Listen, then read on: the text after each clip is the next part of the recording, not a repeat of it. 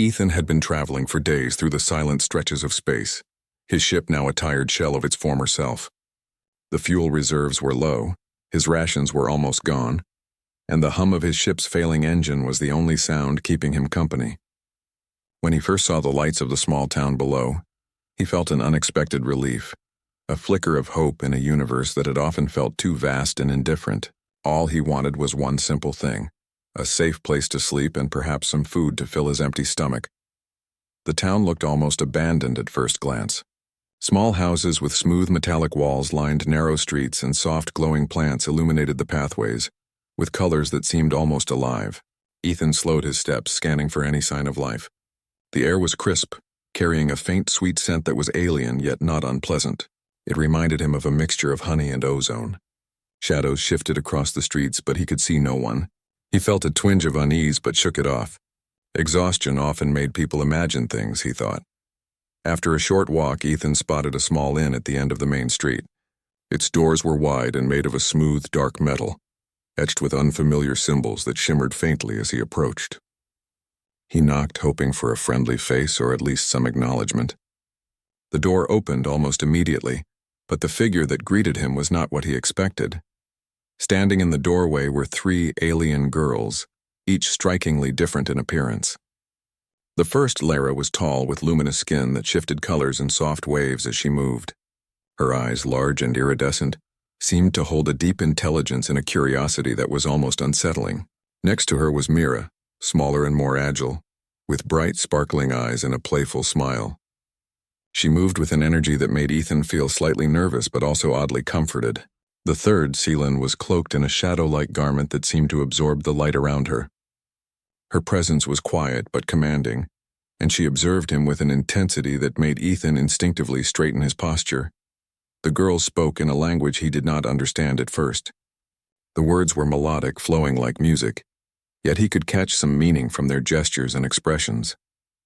After a few moments of cautious observation, Lyra stepped forward and spoke in broken but understandable galactic basic. "You want sleep? You come in." Her voice was soft but firm, leaving no room for argument. Ethan hesitated for a moment, studying them. He could sense intelligence, curiosity, and something else he could not quite define. Perhaps it was expectation. Swallowing his fatigue, he nodded. "Yes, I'm very tired." "Thank you." The girls led him inside. The inn was simple but comfortable. Soft, warm lights filled the space, and the furniture was sleek yet welcoming. The walls seemed to hum faintly, almost as if they were alive. Ethan's exhaustion made him less wary, and he allowed himself to relax for the first time in days. He could hear the gentle murmuring of the girls behind him, a sound that was soothing and strangely musical. They offered him food, strange fruits, and a warm, thick liquid that tasted like nothing he had ever eaten before, yet it satisfied him in a way he had not expected. As he ate, the girls watched him carefully, sometimes exchanging glances that hinted at silent conversations he could not follow. Ethan, tired and hungry, paid little attention, only grateful for the comfort they provided. After his meal, Lyra gestured toward a small room at the end of the hall. "Sleep. You need sleep. Rest. Safe here?" She smiled faintly, and Mira bounced slightly, clapping her hands in a playful motion which made Ethan smile despite himself. Seelan's expression remained unreadable, but her eyes followed him as he walked toward the room, making him feel observed in a way that was both unnerving and oddly reassuring. The bed was soft, more comfortable than anything he had slept on in years. He sank into it with a sigh, the exhaustion of travel finally catching up with him. As he closed his eyes, he could hear the soft footsteps of the girls moving around the inn, and he felt strangely protected, though he did not understand why. When he awoke, the sun, or what passed for a sun on this planet, was casting soft, glowing beams through the window. The room was filled with a warm golden light, and Ethan felt a rare sense of peace. But that peace was short-lived. Outside the door he could hear soft whispers, the melodic alien language again. He stepped out, curious, and found the 3 girls waiting for him. Lyra spoke first, her tone urgent but not threatening. "You help town. Tasks. Small. You do?" Ethan raised an eyebrow. "Tasks?" he asked. I can try." The girls smiled, though each differently. Mira's was playful, almost mischievous, while Seelan's was approving yet serious. Lyra simply nodded, as if his answer had been expected all along. They handed him tools, strange devices that glowed faintly, and pointed toward a building that seemed to be some kind of control center. As Ethan followed, he realized the town was not abandoned at all. Small machines and devices moved about on their own, performing maintenance and repairs. The buildings seemed almost alive, reacting subtly to the presence of the alien girls. It became clear that the town had been struggling in some way, and the girls needed his help to restore it fully. Over the next few hours, Ethan worked alongside the girls. He repaired broken circuits, recalibrated devices, and even managed to restore a few ancient machines that had lain dormant for centuries. Each success drew a bright smile from Mira, a nod from Lyra, and a rare approving glance from Seelan. Ethan felt a strange sense of pride. For the first time in years, he felt that his skills mattered, but he also began to notice the way the girls observed him. They were not simply grateful, they were studying him. The way he moved, the decisions he made, even the expressions on his face were noted with careful attention. Ethan felt a mix of curiosity and unease. These were intelligent beings, far more advanced than any humans he had met, and they seemed to see him as more than just a helper. That night, as he returned to the inn, he realized that the girls had prepared his room even before he arrived. The bed was warm, the sheets soft, and a faint, pleasant aroma filled the room. Ethan sank into the bed, exhausted but unable to sleep immediately. He thought about the day's events, the machines he had repaired, the girls' reactions, and the strange, quiet power that seemed to permeate the town. As he drifted off, he could hear the soft steps of the girls outside his door again. There was no threat in their presence, only an intense curiosity. Ethan realized, perhaps for the first time in a long while, that he was not just a traveler passing through. He was something important to these beings, and though he did not yet understand why, the thought was both thrilling and intimidating. He dreamed of the town, of glowing forests and strange creatures, of machines moving with a life of their own, and of the girls watching him with eyes that seemed to see into his very soul. In his dream, he was no longer a tired traveler seeking rest. He was a key figure, a bridge between human ingenuity and alien knowledge. The dream felt real, almost as if the town itself was whispering to him, guiding him toward a future he could not yet see. Morning came again, and with it, a sense of purpose that Ethan had not felt in years. The girls were waiting, their expressions expectant. "Tasks. More?" Lyra said simply, as if explaining something that needed no further justification. Ethan nodded.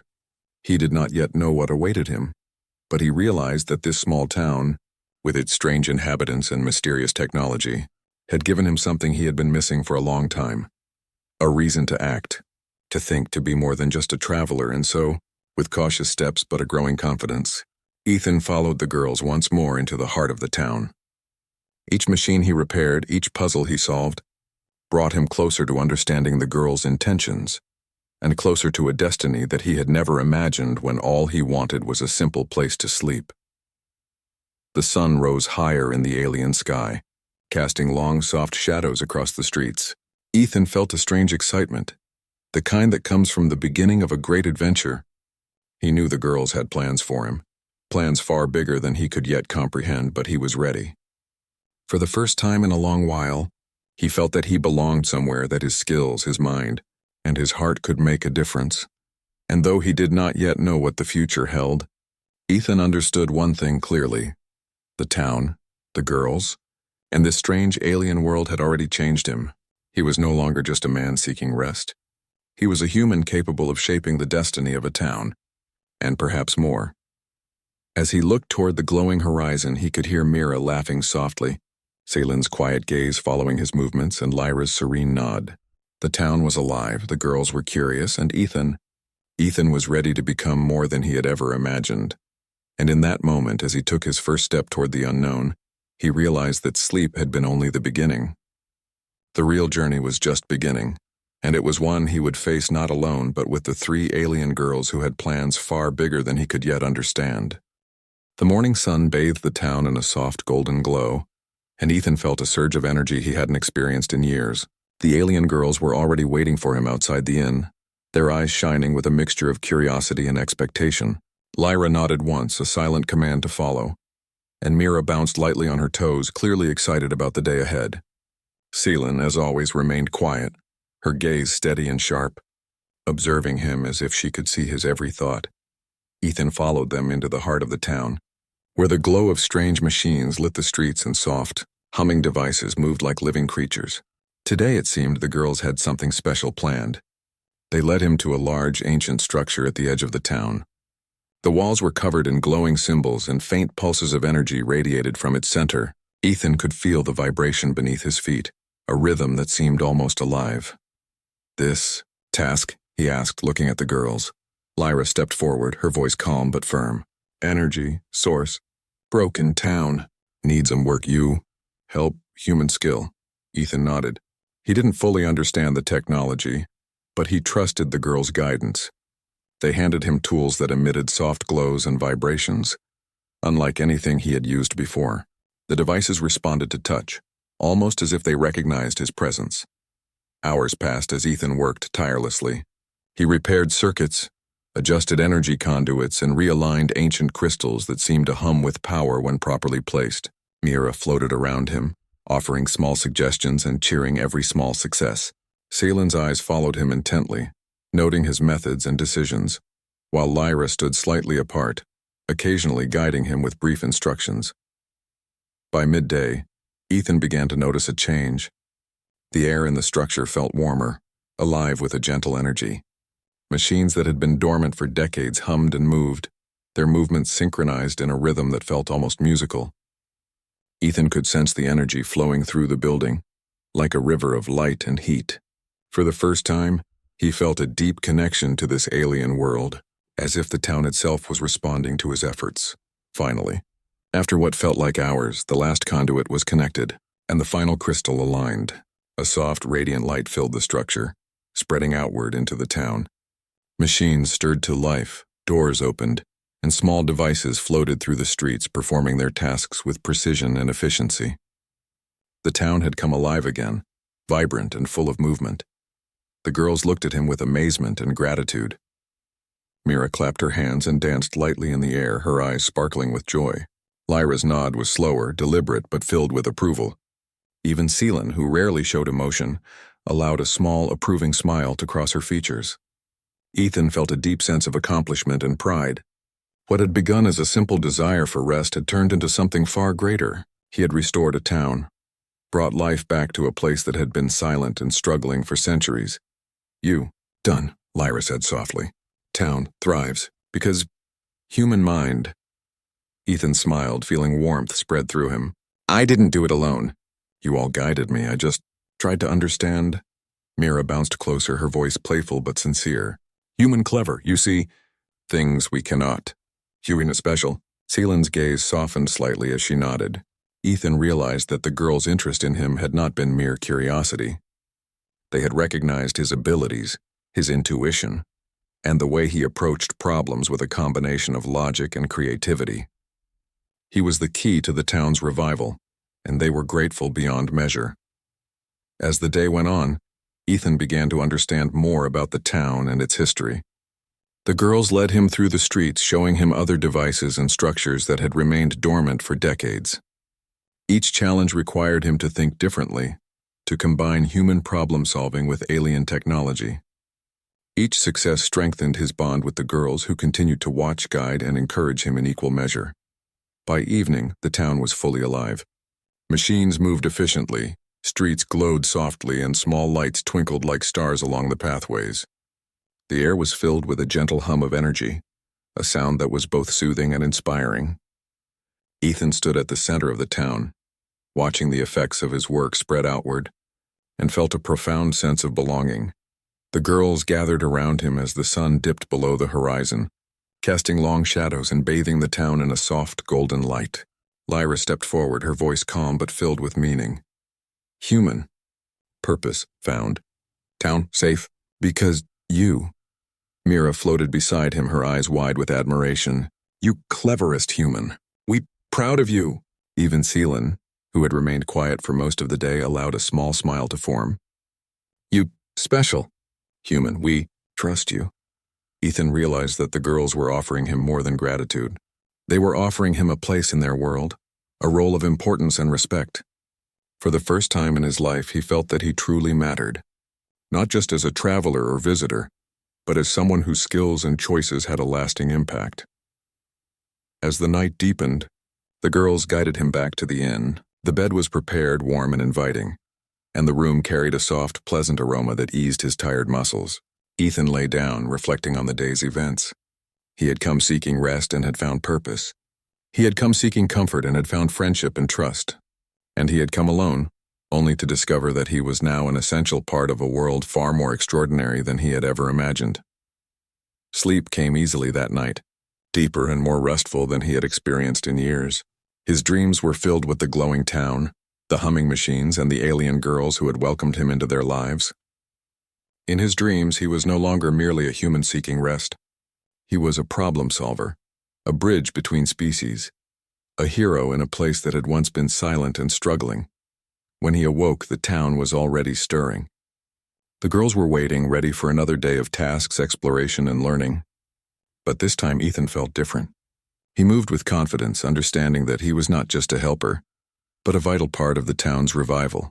He understood that his human abilities, creativity, intuition, and adaptability were gifts that the girls had recognized and valued. Over the following days, Ethan worked closely with the girls, learning their ways, teaching them his own methods, and together finding solutions to challenges that had long seemed impossible. He discovered hidden passages beneath the town, ancient devices with unknown purposes and creatures that lived alongside the town, each needing care and understanding. The girls guided him, yes, but they also trusted his judgment, giving him responsibilities that made him feel both challenged and appreciated. Through these tasks, Ethan realized that the girls' intentions had been bigger than he initially imagined. They had not merely wanted a visitor to rest. They had needed someone capable of thinking in ways they could not. They had needed a human to restore their town, to solve problems that had persisted for generations. And they had found that in him. One evening, as the three girls gathered with him at the center of the town, Lyra spoke with calm authority. Human choice. Stay, help, lead, or leave, return, old life. Ethan considered the offer. Returning to his old life, to his lonely travels and endless uncertainties, seemed dull and empty compared to the purpose and connection he had found here. The girls had trusted him, relied on him, and shown him respect and admiration in ways he had never experienced. Staying would mean responsibility, yes, but also belonging, friendship, and the chance to make a real difference. He looked at Mira, who floated beside him with bright eyes, and Seelan, whose quiet gaze held trust and understanding. Lyra's serene nod completed the unspoken encouragement. Taking a deep breath, Ethan made his decision. I'll stay, he said, his voice steady. I'll help. I'll be part of this town, part of this world. The girls' reactions were immediate. Mira clapped her hands and spun in the air, her laughter filling the town like music. Lyra smiled, a calm and approving smile that filled Ethan with warmth. Even Seelan allowed herself a small, genuine smile, her eyes reflecting trust and something close to admiration. That night, as Ethan lay in his bed, he felt a profound sense of peace. He was no longer just a man seeking rest. He was a part of something larger, something alive and extraordinary. The town thrived because of his efforts. The girls had welcomed him as an equal, and he had found purpose in a world he had never known existed. He thought of the days ahead, filled with challenges, learning, and discovery. He knew that there would be moments of difficulty, that the work would be demanding, and that he would have to rely on both his human ingenuity and the guidance of the alien girls. But for the first time in his life, Ethan felt ready. He felt capable, and he felt that he truly belonged. As he looked out the window at the glowing streets, the humming machines, and the soft light of the alien town, he realized something remarkable. Sleep had been only the beginning. A place to rest had led him to a life filled with purpose, friendship, and trust.